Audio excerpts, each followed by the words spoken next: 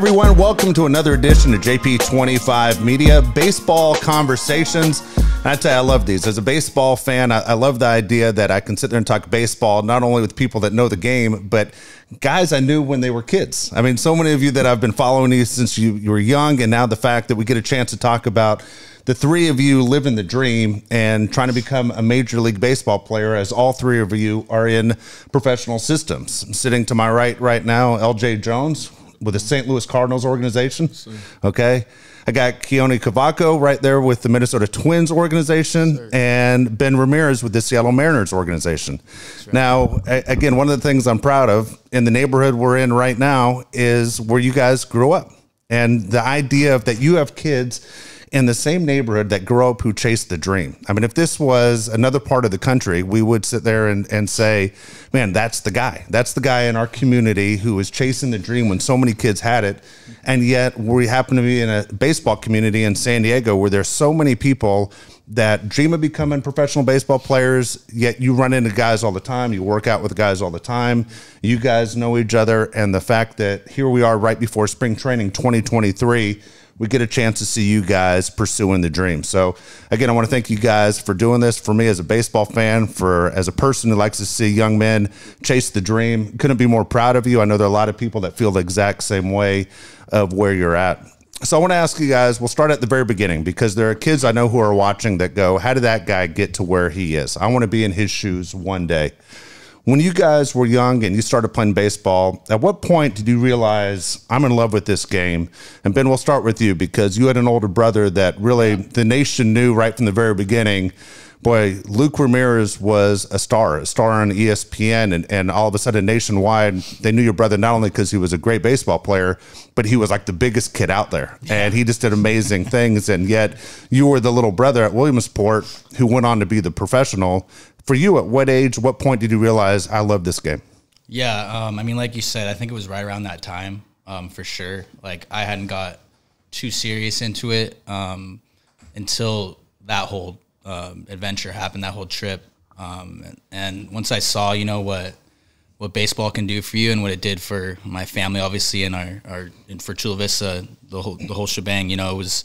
I realized, like, oh man, this is fun. Like, just watching it, I was like, I want to be there. Like, I want to be on that field like he was. So I think from that point for me is when I like realized, like, okay, if I want to be that good, you know, I need to start working and doing what my brother was doing at the time. And it eventually got me to where I am now, for sure. Would you credit your dad for being the one that got you in a position to say, hey, he loves this, he has a passion for it, I'm going to do the best I can to help Ben realize his dream? Yeah, I mean, definitely. I mean, he helped both of us. I mean, from day one when we picked up the bat. I mean, he was the one who would get me off the video game or get me off TV to go hit in the cage or to go throw. So, I mean, I think everything, at least from the beginning, we can credit to him for sure for just getting us out there and getting the love of the game in us. Keoni, what about you? How did it work for you as far as how much you loved baseball, and what time did you realize, hey, this is what I want to be as a professional one day? Well, I was just like Ben. I had a bigger brother that played baseball, so I grew up watching him all the time. And, you know, ever since I got to put a bat in my hand, you know, watching him and shit, ever since I was a little kid, I guess, always been around the game. You know, that's the only sport I've ever played, so, you know, I had nothing else in mind. You know, I wasn't good at school or whatever, so, you know, I guess that was my only route ever since I was a kid. You know, that's what I wanted to do. All right, so LJ, for a long time, obviously, it's funny because I haven't gotten to the Little League stories in a little bit, but I met a few of you guys when you're in Little League, and I'm curious to know, LJ, at what point did you realize, hey, I love this game of baseball a lot. Like, I can't imagine doing anything else. I know if I can be a pro one day, that's what I'd like to do. Well, unlike these two, I didn't have a big brother. I had a big sister, so I wasn't really using a brother to motivate me. It was my dad, really. He was the one that was pushing me. When I was growing up, I loved Manny Ramirez. He was like my favorite. Like, he had the best swing, everything. I just like to copy everything that he did, and my dad really got me into that. So as soon as, you know, probably like about 3, you know, I was just outside hitting with the wiffle ball, hitting over the the top of the house. So my dad was like, yeah, I think we're gonna try this out. So Little League wise, last week when we had a show in and we had, a couple of your friends in here, and we had Julian Escobedo, we had Marcelo Meyer, we had Casey Schmidt in here. We were talking Little League, and we're talking about the community these boys grew up in. And one of the things I said to those guys, in this area where we live, I honestly believe this is the hotbed for youth baseball and Little League, because when you look at East Lake Little League, Parkview Little League, Sweetwater Little League, they're all around 6 miles from each other. And yet one of those teams seems to represent in the Little League World Series on a yearly basis. There are 8,000 leagues across the world, yet this triangle of Little Leagues does extremely well in representation and guys who have gone pro just like you guys have. Now, Ben was a Parkview guy. LJ was a Parkview guy. And Keoni, were you a Little League player? No, I played pony ball. I never played Little League. Yeah, I played pony at Chula Vista South. Yeah. So the difference playing pony and Little League, was there a reason why you said, my family put me in pony? Is it because it was more like the real game with leadoffs and everything else? They wanted you to adapt? Yeah, I tried Little League probably for a year, and I didn't like it. Like, it was just boring to me. So, I wanted to play, all the real rules. So my dad was like, let's go play pony. And then played pony for a little bit, and then I started playing travel ball when I was 7. So LJ, you said something about Manny Ramirez being the guy that you looked at, and it's funny as a coach, one of the things I always say are certain guys and habits you want to pick up. Manny Ramirez is a guy that I always say, as a right-handed batter, Manny Ramirez is someone you want to look at. You're a right-handed batter because he's able to keep his bat in the zone for so long. And from the outside looking in, there's so many kids, and myself included. I'm a big Mike Trout fan, but Mike Trout does things that I can't teach to someone else. He's almost, as you guys are pros, he's a freak to me. The way that he does not keep the barrel of his bat in the zone as long as he can and tilts it almost upside down like a golf club and still generates crazy power and puts up insane numbers. I try not to teach that to people that can't follow. Ben, was there a player out there for you? And the reason I'm kind of curious is that you're a right-handed fielder, obviously, because you're a third baseman, but you're a left-handed bat. Yeah. Was there a player for you that you said, my game is like that guy's game, and that's who I'm going to look at? As far as the righty-lefty, at least when I was younger, I didn't really think about it too much. I was a big Machado guy. Just right when he came up with the Orioles, just watching him with the glove and then watching him with the bat, it was amazing. And I think that was the first guy I realized how young he was playing at such a high level, and it was just, I was dumbfounded by it, and it was awesome to watch him.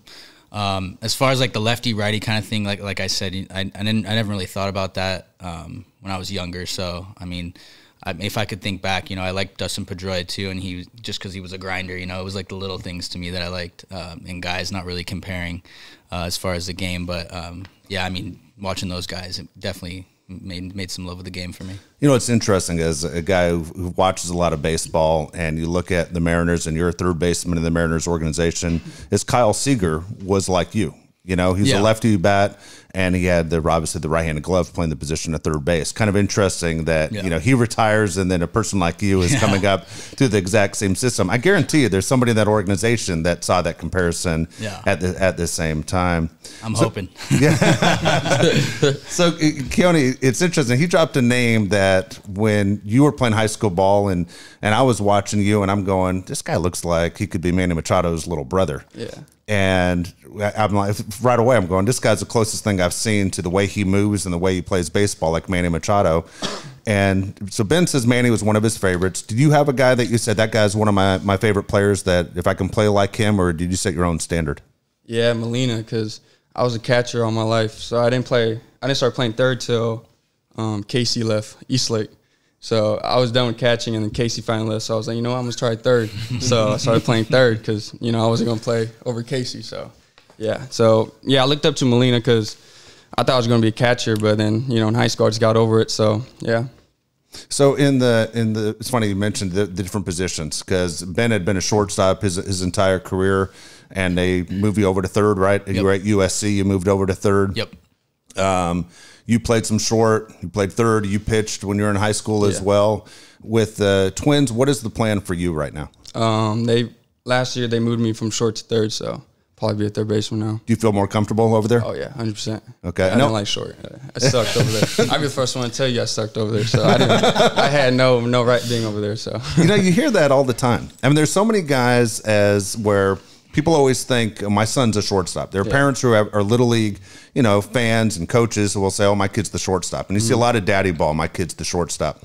But in reality, as someone who has coached for a long time, you realize it is very hard to find a real shortstop. Yeah. And what people don't understand, they look at, I'd say not non-baseball fans, but people who are casual baseball fans who never really been on a diamond. When you're playing third base, there's an opportunity for a mistake, meaning you take a shot off the body, you don't feel the ball clean, you still have time to pick it up, throw the guy out. When you guys were at shortstop and you know, been shortstop your entire life, you have to be perfect. There's not one little split second that you can afford not to be perfect to get the guy out. So if you aren't one of those guys that field at a high level, you're going to be exposed quickly, and I imagine especially at the professional organization. Oh, yeah, definitely. Yeah. Like I said, it was a huge change for me because, you know, I only played third for a year, like in infield in general. So from going to third to short, especially in pro ball, like I was lost over there, you know. Yeah. I didn't have the best footwork, so that's probably why I wasn't good. So that's why I'm good at third, because I don't got to move much. Just got to catch it and throw it. So, Ben, what about you? When you were taken out of that position at shortstop, and let's say USC came to you and said, hey, look, we think you're better off at third base. Was it one where you were upset, or one where you said, all right, I'll do what they want? No, I mean, as far as being upset, no. I mean, as long as I was in the lineup, you know, it doesn't matter where I was playing. But you know, as far as the difference, I think from short and third, I think it's just like short. There's just a lot more going on. Like you're the quote unquote like captain or leader of the infield and stuff, and you know, balls in the gap. You have to know all the cutoffs, and there's just more going through your head for sure. And then like you said, third is more kind of a reaction thing where you know sometimes you'll get a shot at you to your left and like. You don't even know it's in your glove. You just move and you make the throw. You have more time. Shortstop, I think, is a lot more like rhythm and timing. And if you don't have, you know, you don't do it perfectly on whatever the ball is, or you don't read it right, that's when you can make the error. So. You know, obviously in the professional level and even in high school, I mean, who are we kidding? Egos are involved, right? Everybody wants to be the guy. Even though it's a team sport, you still want to be the guy. And you're kind of saying it where the shortstop's kind of like the quarterback of the team, meaning the guy that kind of gets a little bit more of attention and people look and focus on that person. I want to ask you guys, at the professional level, how often do you see guys in your organization, on your team, where you can feel that? Am I wrong? Because, and the reason I ask that, you don't need to drop names and guys in your organization who you don't think are team players. My point is this. In the professional level, the Padres right now have so many shortstops, you know, and I think in baseball fans are curious to know what happens when you have, you know, a Kim, you have a guy Cronenworth who can play, you have Bogarts, you have Tatis, and yet the Padres are a team, as we're in San Diego, people are going to focus on. One of those guys obviously is going to be the guy, and the other guys aren't going to be the guy. And even a guy like Tatis, who's only 24, is that one of those things like down the line that can cause problems in an organization, or are people willing to do what you two guys said you're willing to do and say, hey, I'm going to change position and whatever's best for the team, and actually mean it, not just say it for the media, but actually mean it? Yeah, I mean, for sure. I mean, definitely, like you said, there's going to be a lot of guys who like are those ego guys. Honestly, in my short time I've been in pro ball, I haven't really ran into someone totally like that, you know? So, I mean, there's going to be guys like that. And like, hopefully, when you do get guys like that, the shortstop aspect, you know, guys are willing to move and play different positions, because there can only be one shortstop. But, you know, shortstops, I think, are the best athletes on the field. I think right now everybody's talking about Tatis going to right field or something like that, you know. So for a guy to just be able to play a professional position in a different spot at the next season, I think, you know, those are the athletes that are willing to do that and can do that for sure. So LJ, for you, you know, watching you since you were young and then watching you in high school on a very good high school team, they moved you around too. You were a first baseman, then you were an outfielder, and then you go to Long Beach State. And where do they decide to put you in college? Again, unlike these two, I'm a bigger boy, so I don't do no shortstop. I don't do none of that. I play first. I do a corner outfield. I didn't really have to deal with all that because they know, you know, I'm here to rake. I'm here to hit the ball. So my bat's gonna find the lineup. So I didn't have to really worry about it. But if I was at Long Beach, you know, they would have me at first. I had to compete a lot with like I'm not gonna name drop, but I had some guys in front of me. You know, I was a freshman, and it was hard. I mean, if you're a freshman going into a college, they got guys that are older, so you know, just trying to compete at the level, like you were saying about egos. Everybody's got an ego. I feel like in baseball, it gives them like the competitive edge against everybody else, because you know we're all fighting for the same job at the same time, but we want to do it friendly. So it's kind of like, you know, you would say that we go back and forth with other teammates and stuff like that to, you know, give us that edge. But at the end of the day, it's all love. So when you go to a team like the St. Louis Cardinals, okay, and it has, you know, such amazing history, you know, and you look at, and nothing against, you know, Seattle Mariners, and nothing against the Minnesota Twins, but there are certain organizations like the New York Yankees, right? Yeah. The Los Angeles Dodgers, the Boston Red Sox, the St. Louis Cardinals. Just an amazing history on what they have. And so when you go to a team like the Cardinals, do they teach you, hey, this is the Cardinal way early on? Did they tell you about the history? Are you supposed to know who the greats were before you? Because even at your position, the people in St. Louis still talk about Stan Musial. They obviously still talk about Albert Pujols, the MVP, Paul Goldschmidt. I mean, your position at first base, man, there is a crazy lineage of guys that have done it well before you got there. I would say there's some big shoes to fill when you go up there. I was intimidated, I ain't gonna lie. Like when I first got up there, you know, it's different seeing all these dudes. Like, you know, like you see him on TV growing up. But I just have to say, Yadier Molina, the first time I saw him, I fangirled a little bit, because I'm like, damn, like that's Yadi Molina. Like the way they hold themselves is so much different. But going back to the organization, yeah, they have a different way that they approach the game. Like they always talk about what makes them or separates them from other teams. And I feel that I could really relate to that, because at Long Beach, you know, we also had like the dirtbag way. And going to the Cardinals, they have the Cardinal way. So it kind of relates, you know, getting gritty. We grind. We're not flashy. You got to, you know, stick to what we know. And that's really what they teach us. Now, Ben, for your example, you kind of did a little bit of a reverse. You went to USC, which USC is one of the most national championships in college baseball history. They have same thing. I mean, you have a history of guys that played baseball there, were not only All-Americans, Olympic athletes, Hall of Famers. And then you went to a team like the Mariners, great fan base, some fantastic players throughout the years, yet they're still trying to get to that World Series and win a World Series. When you were at USC, how quickly did they do to you kind of like what LJ did, where they said, look, this is the history and there's a standard of what we hold ourselves to? Yeah, I mean, no, definitely. Like from the minute you walk in, it's kind of like, you know, this isn't high school anymore. Like, especially being at SC or even at Long Beach, you know, those programs that have won like recently, it's like, you know, you got to be ready to change either your ego or, you know, be able to play a different spot or do whatever you need to do so that the college can win. And then as far as the Mariners, yeah, kind of like LJ was saying, I remember my first spring training, which was last year, Ichiro was just like walking around the cafeteria, and like it's just seeing him just, you know, a couple feet from me is like, it's insane. So, and I think the Mariners overall, you know, they made some strides. You know, they made the playoffs this last year for the first time in a long time, and they had a pretty good team. So, it's not the Cardinals or anything or the Yankees. One day, right?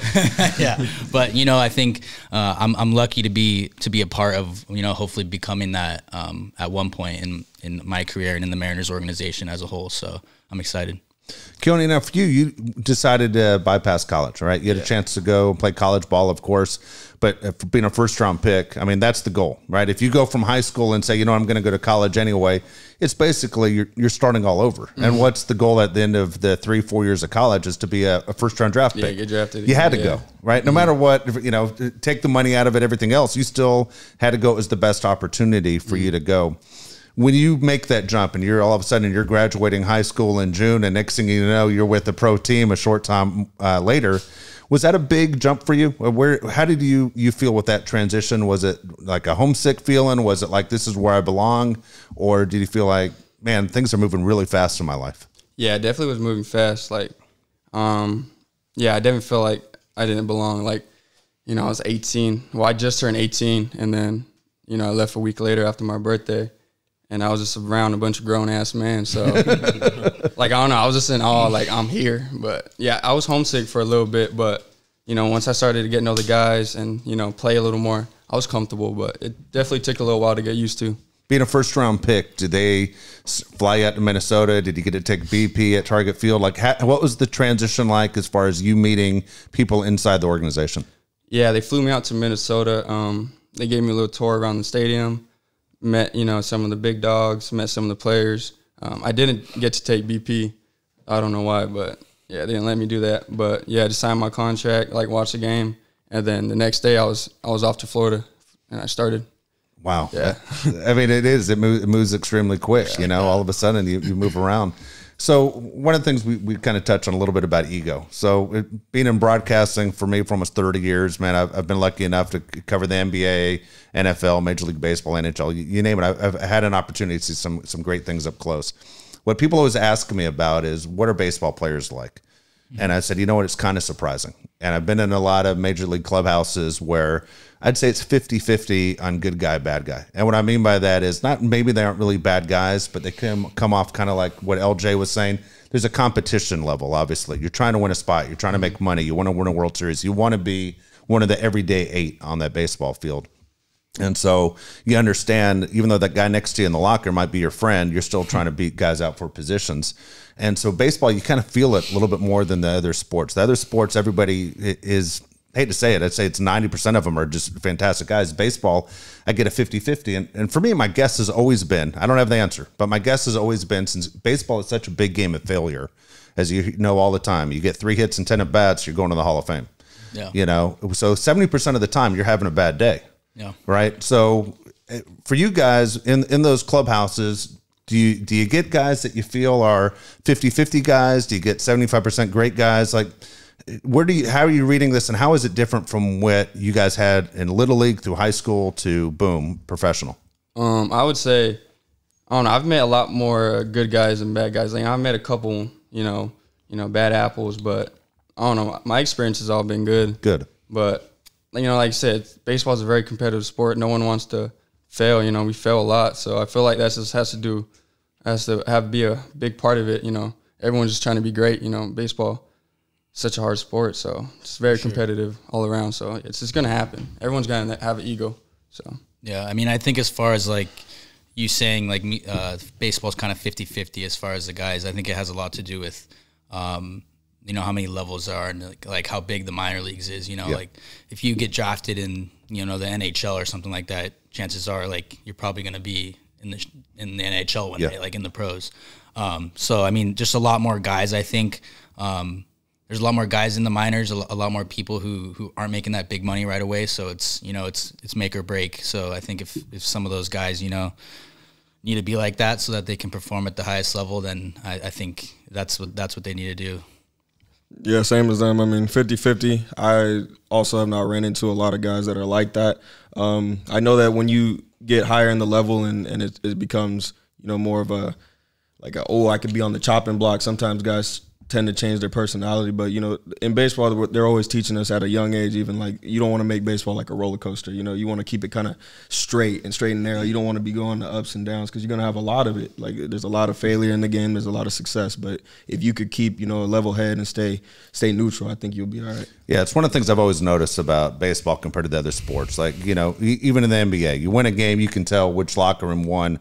And same thing. It's a long season, but it's not a 162 game season. The NFL obviously playing 17 games.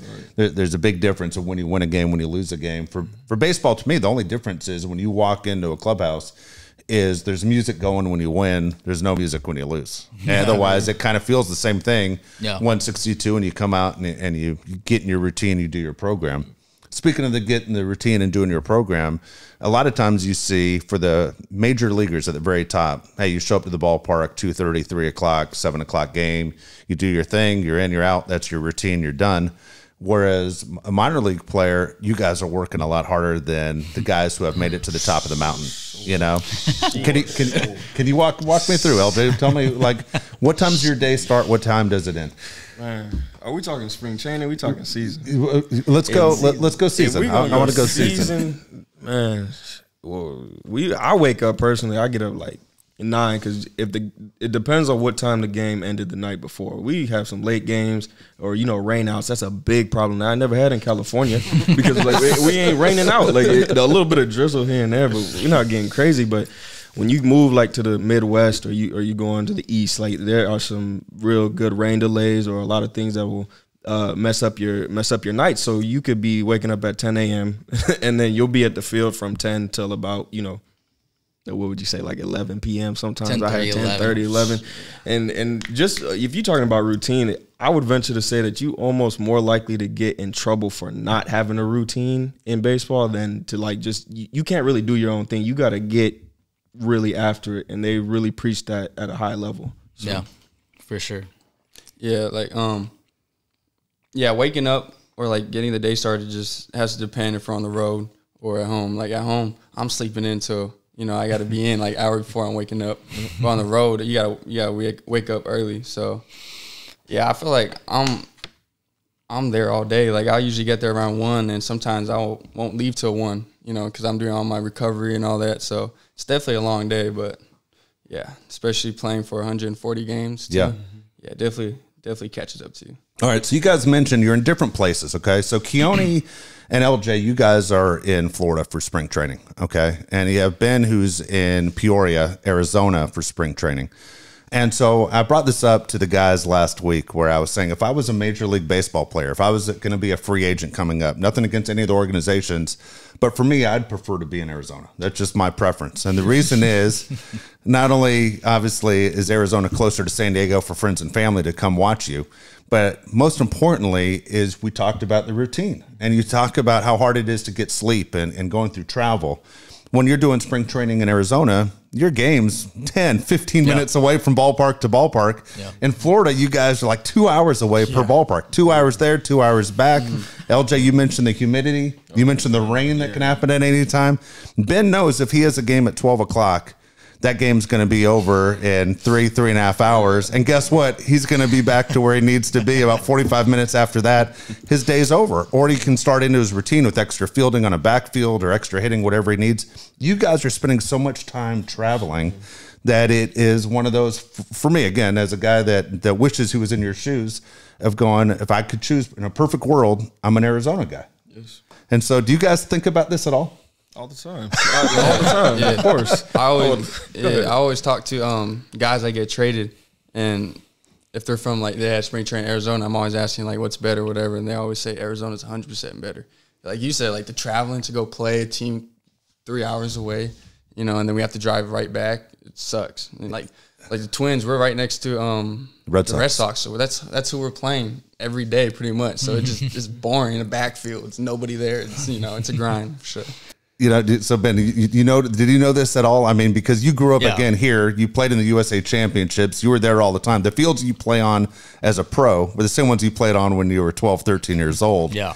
So, I mean, did you know what your friends were going through in Florida compared to Arizona? Yeah, I mean, kind of the same thing. Like guys who've either gotten traded or picked up by other teams, and then obviously guys that I know, talking to these guys who are in Florida, it's night and day. I feel like. I mean, the weather it's pretty much like SoCal down here, but just a little bit hotter, especially during March, which is when we're there. It's pretty awesome. So, I mean, I'm not going to complain over here. So he will never know the struggle. Ever. Yeah, might at one point. Now here you go, and then this is what you guys don't have to jump in because maybe you're going to be a free agent one day, and you're going to be one of those guys with the $300 million contracts. I'll say from an outside fan of the game of baseball, Trey Turner was a guy that obviously the Padres wanted him, the Dodgers wanted to keep him.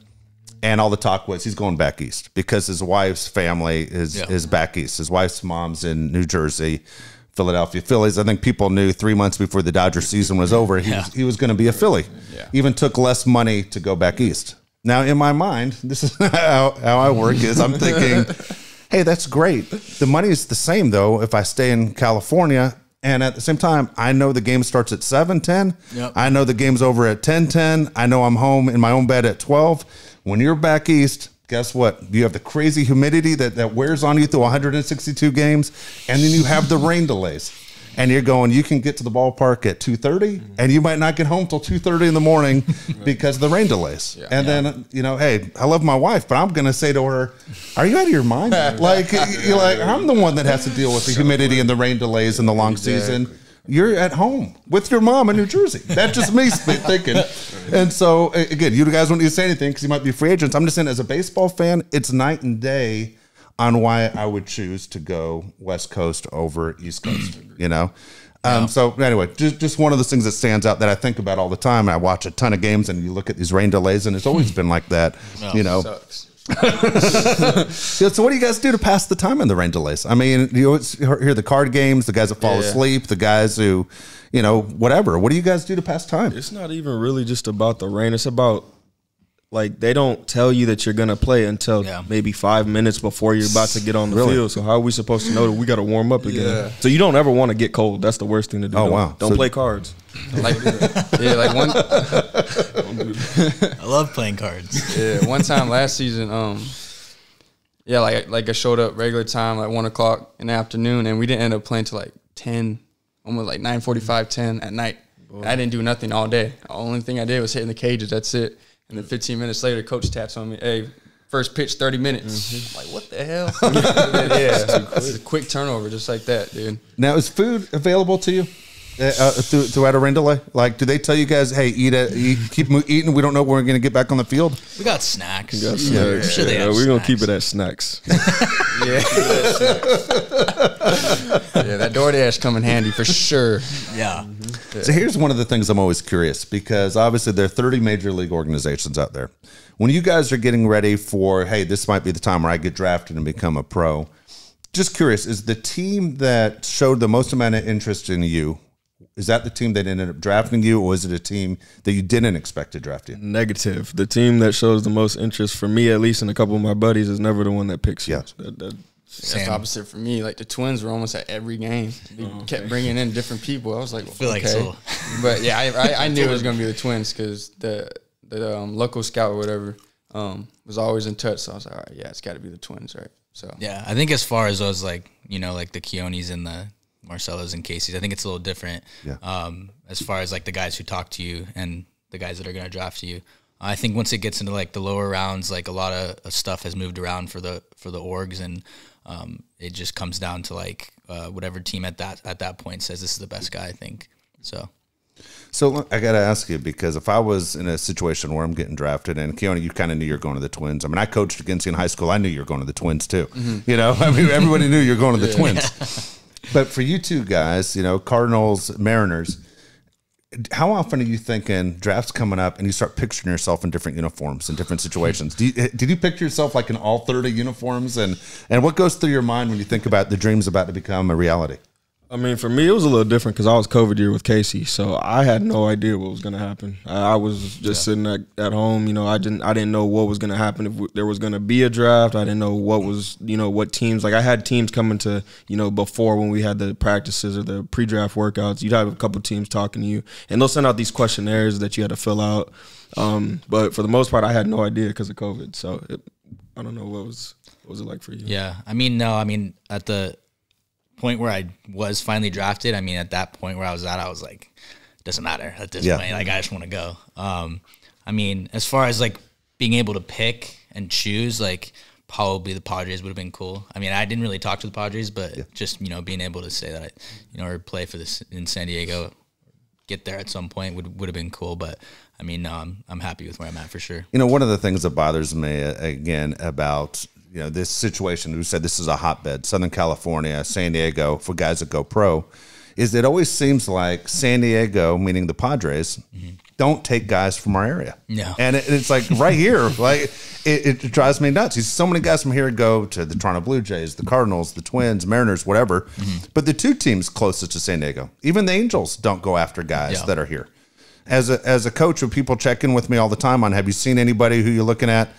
Man, I talk to almost every organization on a regular basis except the Padres. Like weekly, I talk to like 29 of the 30 teams, and the one that's 15 minutes is the Padres, which is always strange to me that it just doesn't work out that way. Again, you guys don't need to say anything because you don't play for the Padres. I'm just saying for people who are following you, the majority of people that will watch and listen to this are in San Diego are going to be Padre fans going, how come none of these three guys were taken by the Padres? Same thing with the three guys that were here last week talking about being with their teams as well.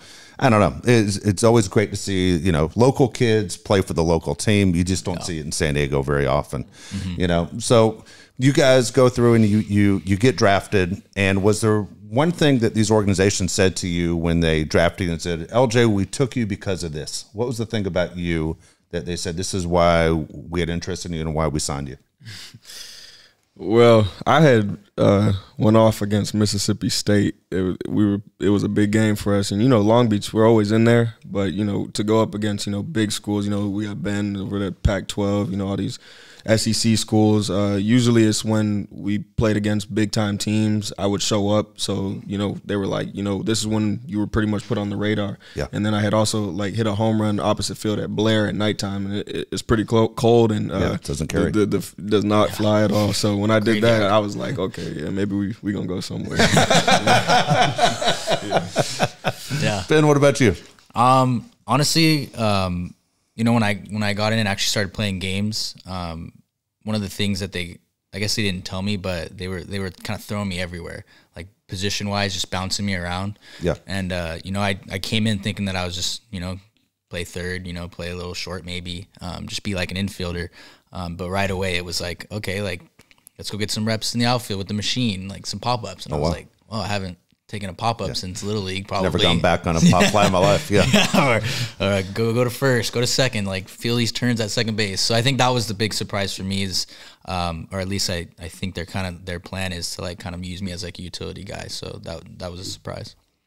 Well, Keoni, so for you, if I recall, you had a showcase before your senior year in high school at Angel Stadium.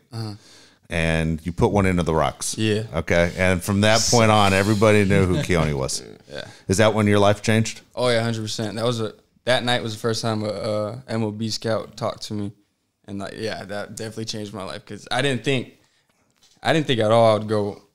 I wasn't even thinking about pro. I was just thinking about STSU really. So when that scout came up to me, I was like, oh, stuff might start happening. Sounds good. Yeah. Sounds good to me. So it's funny. There's always different things about the three of you guys that I admire as baseball players. For Keoni, who I've known those two guys since they were little, but for you, I didn't meet you until you were a senior in high school, and I was coaching at a rival school, and I knew how good he was, and I told everyone we're going to walk this kid every time. Yeah. There's no way in hell we're getting beat by a pro. We might lose today, but it's not going to be because of a pro baseball player. And so I went through and I walked him, and then there's a time in the game he comes up to bat and there's a guy on first, and I'm like, oh man, I got to pitch to him. And then the coach decides to steal the guy on first, which opened first base up. So I'm like, put him on. And he throws his bat down. He looks at me and he goes, "You're soft," he says to me. And dude, I loved it. I'll be honest with you. As a competitor, I loved it. That's when I became a fan of you. When you talk trash back to me, and I'm not recommending you talk trash to other coaches, but for me as a guy I want that guy that's competitive, that believes when I step on the field, not only am I going to beat you today, I'm going to make it so when you leave the field, you're going to wish you never played against me again. And I dug it. And then I happened to be coaching third base. You were playing third base. And I had to tell you, man, it was a matter of respect. Yeah, I wasn't saying, hey, I know there are a ton of scouts here looking to see how good you are, and I'm ruining your day. I was like, I'm trying to win a game. But I'm sure as hell not going to lose a game because the guy I know goes going to the first round. I can't let the big bat beat you, and that was a goal as a coach. But that's when I became a big fan of yours. Is when you had the nerve to say, you're soft to me, and I was like, whoa. Yeah, I remember that. We were laughing. We were laughing about it. Yeah. And I remember everyone in the dugout, the other coaches all looked at me like, "You hear what that kid just said to you? Like, what was I going to do? What do you expect me to do? I'm not going to do anything. All I know is you're on first base and not touching home plate, giving high fives to everybody. It's nuts. Anyway, so I got to ask you guys, what's the best thing about being a professional baseball player? I think for me, at least so far, it's like obviously playing the game that like we all love and like do that part of it. But I think the relationships you build just like throughout each level you go through, even with different organizations, I think those are the things that are going to last. So as far as that, just having a good time with people who are going to be your friends forever and like that. Yeah. I think that's part of the reason why I love it so much. Absolutely. Yeah, I would say it's just like the endless knowledge. I don't think there's a time that I've ever showed up to the park and not learned something new. I learn something new every day, especially being surrounded by Hall of Famers, being surrounded by guys that are real veterans that know the game, played the game for a long time. And honestly, I've learned some of my best advice from guys that are like Dominican, the Puerto Ricans. They teach you like how to have fun, but also how to know, like there's a time and place for everything. So For sure. Yeah, I got to go with what Ben was saying. Like, I think, like, just the relationship parts, you know, meeting new people from, like, different parts of the world and all that, just, you know, just making new friends, I guess. You know, we're all competing, playing ball, you know, the same sport we've been playing since we were kids, but now it's a job now, you know. And just to, I guess, play with just, you know, a bunch of new people and, you know, from different cultures and is, you know, it's exciting, so. You know, have you guys ever had a chance to play against each other? Like, is there any time when you guys were on the field against each other? Last week we were talking about Dodgers. We were talking in Little League. You're talking. Yeah. Well, it's funny you say that. Dodgers, Pirates, baby. Ben gave me a horrible Little League moment as a coach. I wish Julian was here because we're playing Eastlake against Parkview. He's 12. Julian's 12, and we knew that, hey, these are the two kids that are going to determine basically who's going to go on to the next level. And we had Casey Schmidt at the time, of course. Yeah. But we said, Ben's a lefty batter. Julian's a lefty pitcher. We're going to go after Ben. We're going to jam him. We're not going to let his arms get extended. And, man, he throws, last inning of the game, he throws it outside. As soon as it leaves his hand, I close my eyes, and, Ben, you could hear it. Boom. Ben hits a walk-off home run. It's on TV and everything, man. It was on the news, the whole deal. And Julian, what the hell, dude? What the, you know? And he's like, I don't know. Gotta wait for him. You know, and we still talk about it like it was yesterday. But, you know, Casey and Julian played against each other in the minor leagues this year in Akron, Ohio. And the stories were funny. They both hit home runs in the game. Then Julian laid a bunt down on Casey playing third, and you know, Casey's like, "What are you doing?" You know, and it's a fraternity that you guys have. I mean, you guys will always be kind of tied together. Not only the same school, but you guys came out as pros around the same time. And you know, no matter what happens, this is just an amazing story. I got to ask you before I let you go, because I asked these guys the question last week, and I'm kind of curious to know. As every kid who's been in the backyard, they dream about hitting a home run, okay? Is there a ballpark that's not going to be your future home field, okay? So you can't say Busch Stadium. Okay, is there a ballpark in Major League Baseball where you go, man, that would be my favorite place or the place I dream of hitting a home run one day? Yeah, Petco. I want to come to Petco, hit a ball. Yeah, sure. I want to hit it and, you know, hear the crowd go crazy because it's a hometown. So, yeah. You want to, because it's in front of the hometown team and your friends and family, or because you want to prove that they made a mistake? Nah. I'm gonna keep it. I'm gonna keep it to just because it's the hometown. Okay. So yeah. So in your mind, are you going Western Middle Building left field, or are you going? Yeah. I'm going Giancarlo Stanton area. I'm breaking a brick or something. Keoni, what about you? Fenway, over the Green Monster. My dream is that's always been my dream. Just put it over that Green Monster. Yeah. What about you, Ben? I was probably gonna say Fenway too. I mean, I remember watching David Ortiz when the Red Sox were good for those couple years, hitting those homers in the postseason, and I was like just hitting one into that over that little short porch in the bullpen. That would be so awesome, man. And that'd be cool. That'd be really cool. Guys, I can't thank you enough, man. For me, this is a lot of fun. Again, I'm very proud of you guys that you guys have grown up from realizing your dreams. I know there's so many people who are watching and excited about what you guys are doing. Can't thank you guys enough for doing this before spring training, and good luck to you, LJ, of course, with the St. Louis Cardinals, Keoni with the Twins, and Ben, of course, with the Mariners. A lot of people in San Diego across the country are rooting for you guys, so can't thank you enough. Appreciate it. Thank you for having me. Thank you.